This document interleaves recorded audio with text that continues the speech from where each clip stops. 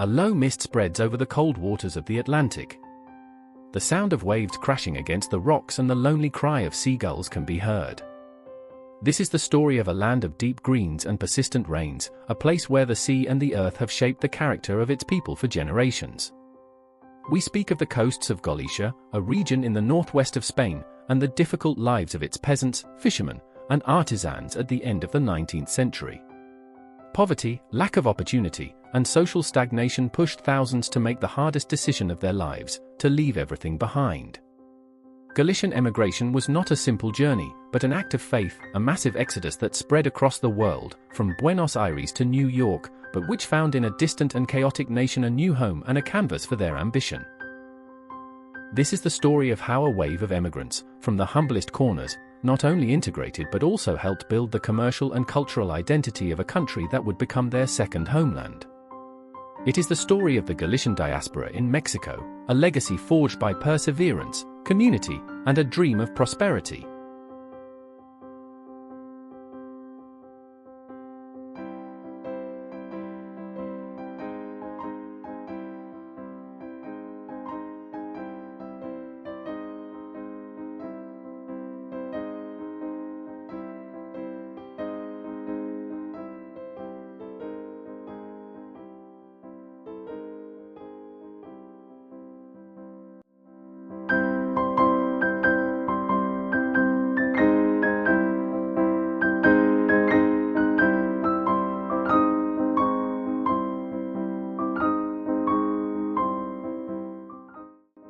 The upheaval was not a spontaneous eruption. Its origin, as with every story, lies in a complex past. We go back to Galicia in the late 19th and early 20th centuries, a rural, agrarian region that lived within the limitations of a stagnant economy. The land, divided into small plots due to inheritance, barely produced enough to feed families. Life was a cycle of toil and misery, and opportunities were almost non-existent. For young people, the only option was emigration, a massive phenomenon known as chain migration. An uncle, a cousin, or a neighbor would travel first, settle, and, over time, save enough to send a ticket to a family member. This was not a decision taken lightly, but a family pact of survival, cemented in letters, photographs, and the promise of a better future. It was not about seeking land to cultivate, as in other migrations, but rather about seeking an opportunity in the city, in commerce and business. This is a crucial point for understanding why, unlike other European diasporas in Mexico, Galicians did not establish large agricultural colonies, but instead integrated into the urban fabric. Many arrived without capital, without contacts, and often without speaking Mexico's variant of Spanish. They had to start from scratch, often in very humble jobs. They found their first work in commerce, in grocery stores in Mexico City's old neighborhoods, or in small eateries and shops. These were jobs that required long hours and offered minimal pay, but with one advantage that became their springboard to prosperity: lodging and food.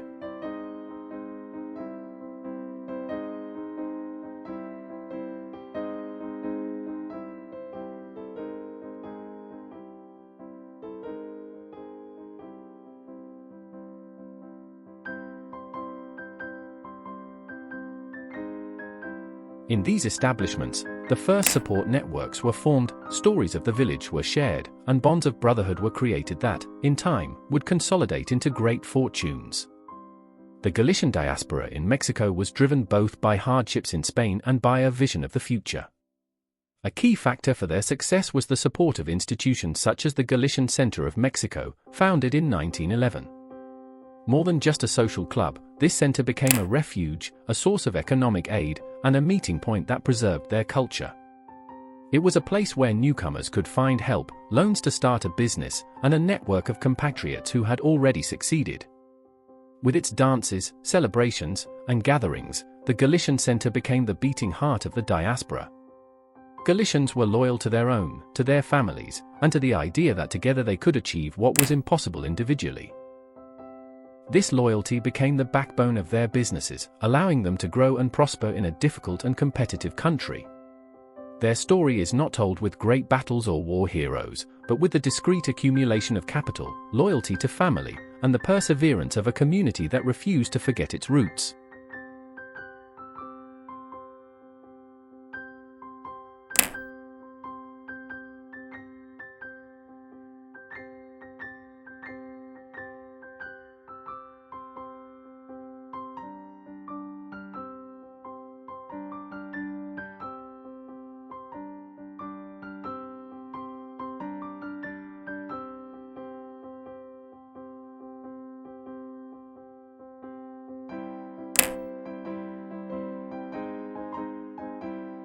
The success of the Galician diaspora was not measured in the founding of towns, but in the silent conquest of commerce. From humble grocery stores, an empire was built on trust, hard work, and unwavering loyalty. These stores were more than points of sale, they were centers of community life where compatriots gathered and news from Galicia was shared. Bakeries were one of the first industries that Galicians completely dominated. They did not bring a new kind of bread, but rather the discipline and artistry of artisanal baking. From the Panaderia y Pasteleria Galicia to other small family businesses, Galician bread became a staple at the Mexican table, a bread of quality, produced with a rigorous schedule and efficiency that few could match. With bakeries and grocery stores as a foundation, the diaspora expanded into the seafood sector. Galicians, with their Atlantic heritage, felt at home in this business. They controlled the import and distribution of fish and seafood, supplying restaurants and markets throughout the country. The phrase pulpo a la Gallega became a symbol of fine dining, a term that united Galicia and Mexico through taste.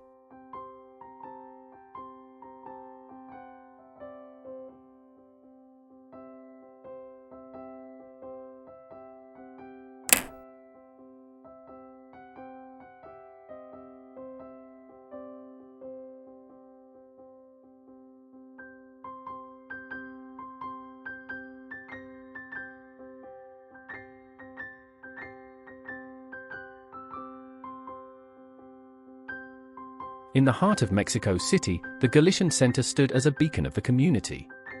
It functioned as a chamber of commerce, an informal bank, and a social safety net. If a compatriot needed a loan to open a business, he went to the center. If he fell ill, the center helped him. It was a system of social protection that gave them the confidence to take risks and prosper. Loyalty and reciprocity were the pillars of this economic model. The success of one was felt as the success of all. Thus, Galicians moved from the humility of grocery stores to the prosperity of restaurants.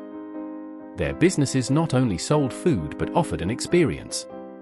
Galician restaurants became a symbol of quality and good service, attracting both Mexico's middle and upper classes and the broader Spanish community. The growth of this commercial network was not accidental, but the result of an unwritten plan, passed down through generations, that prioritized tireless work, austerity, and investment in the future. This was a way of life that could not be understood without Galician roots. Humility and respect for work were part of their DNA. But now, with success, they would face a new challenge, preserving that identity in a land that was beginning to feel like home.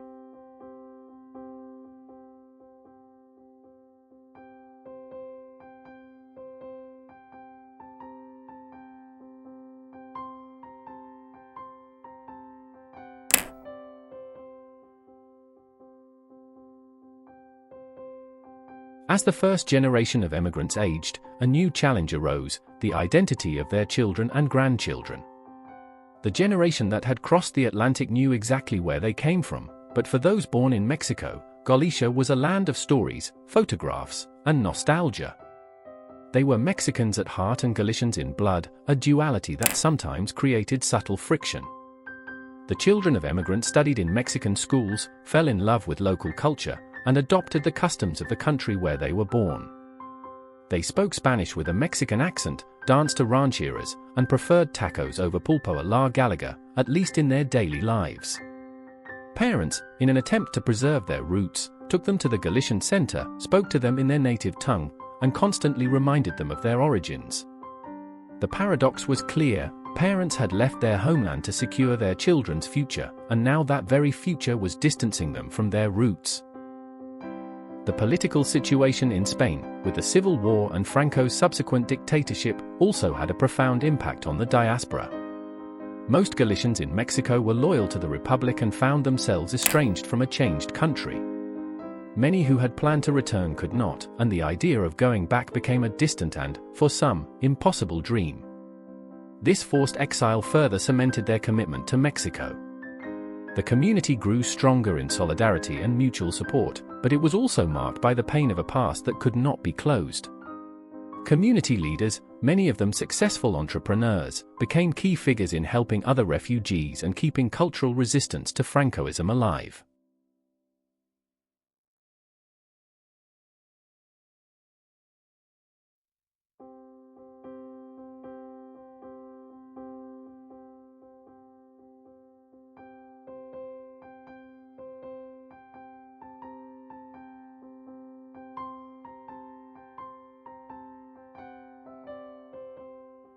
During this stage, the Galician economy in Mexico matured. Small family businesses transformed into large companies. Bakeries became chains, small shops became supermarkets, and restaurants became recognized brands. Galicians diversified their investments into textiles, construction, and services. Their commercial and social network extended across the country, and their surnames became synonymous with prosperity and reliability. Yet not everything was success. The third and fourth generations faced the temptation of full assimilation, of leaving aside their heritage in favor of complete integration. The documentary delves into the inner struggle of these young people, who sought their own path without losing their grandparents' legacy. The Galician accent faded, traditions adapted, and the link to the homeland grew fragile, but never entirely broke. The Galician Center thus became more than a refuge of nostalgia. It transformed into an institution that had to reinvent itself to attract new generations, proving that roots, though invisible, remain the foundation of identity.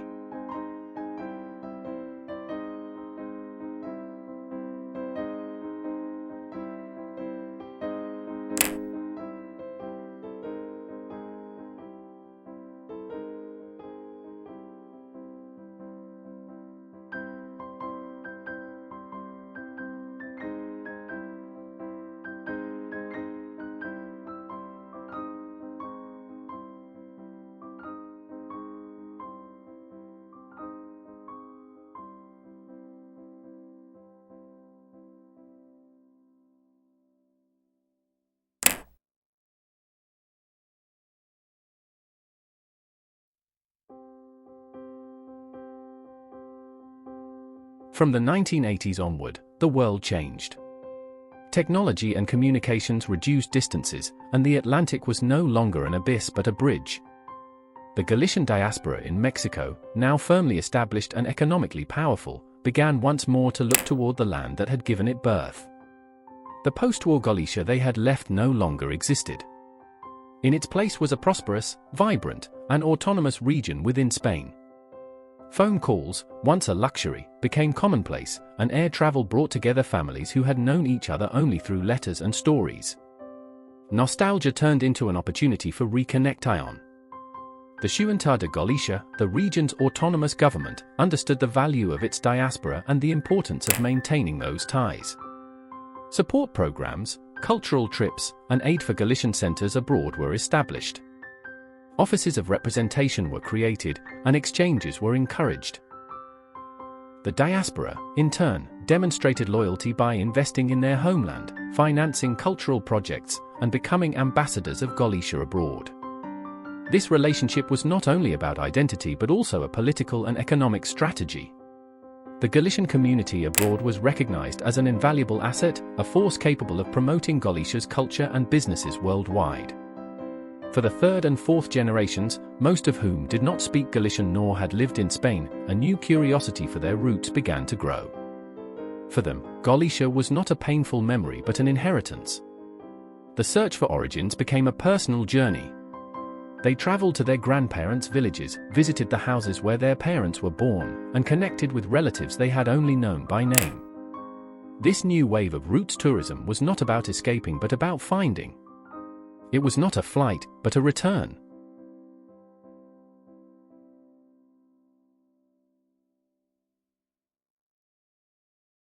In this period, the third and fourth generations, who for the most part neither spoke Galician nor had lived in Spain, began to feel a new curiosity about their roots. For them, Galicia was not a painful memory, but an inheritance. The search for their origins became a personal journey. They traveled to their grandparents' villages, visited the houses where their parents had been born, and connected with relatives they had only known by name. This new wave of roots tourism did not seek to escape, but to find. It was not a flight, but a return. Young Mexicans of Galician descent, often successful professionals, felt the need to understand where they came from in order to better understand who they were. This period marked the end of emigration as a massive and painful phenomenon. The story of the Galicians in Mexico became one of success, resilience, and adaptation. Those who had arrived with nothing now had a legacy. But with this new connection and this new identity comes the question of what it means to be Galician in the 21st century, when distance is no longer an obstacle and borders are becoming increasingly permeable. It is a moment of reflection on the future of the diaspora, on how to keep alive the flame of identity when the necessity that once ignited it no longer exists.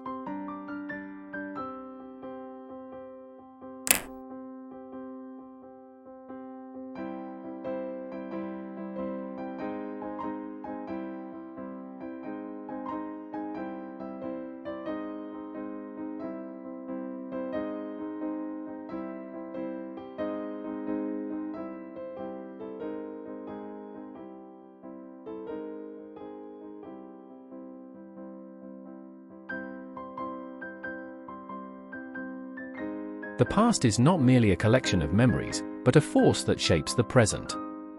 The story of Galician emigration to Mexico does not end with a period, it is a legacy that remains alive in the streets of Mexico City, in restaurants that bear Galician surnames, in companies that grew out of humble shops, and, above all, in the hybrid identity of today's generations. The spirit of those who arrived with nothing persists in tireless work, in the value of a given word, and in loyalty to the community. This legacy is not a relic of the past, but a model of resilience and adaptation that continues to inspire. Families who built their future in Mexico did so without forgetting their roots, and that duality has become a strength. The Galician diaspora is an example of how integration does not have to mean the loss of identity, but can enrich it and create something new and unique. Today, the relationship between Galicia and Mexico is a complex fabric of family, business, and cultural ties. Galician centers, though with fewer members from the first wave of emigration, have reinvented themselves to attract new generations, offering Galician language classes, traditional dances, and cultural events that celebrate their heritage. The Junta de Galicia continues its work of support, recognizing that the community abroad is a fundamental pillar for the region's international projection. Galicians in Mexico, in turn, keep the connection alive by traveling back to their homeland, investing in it, and telling their story. It is no longer emigration out of necessity, but reconnection through inheritance. The story has become a two-way bridge, where the flow of people and ideas no longer moves in a single direction.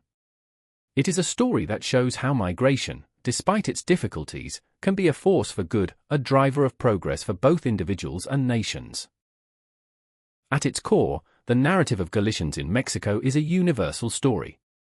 It is the story of the search for a better life, of the courage to leave everything behind, and of the perseverance to build a new home. It is proof that identity is not tied to a single place, but can flourish at the intersection of two cultures. The roots of those who left remain in Galician soil, but their branches have spread and taken deep root in the heart of Mexico. Their legacy is not found in graves but in the lives of those who followed in their footsteps.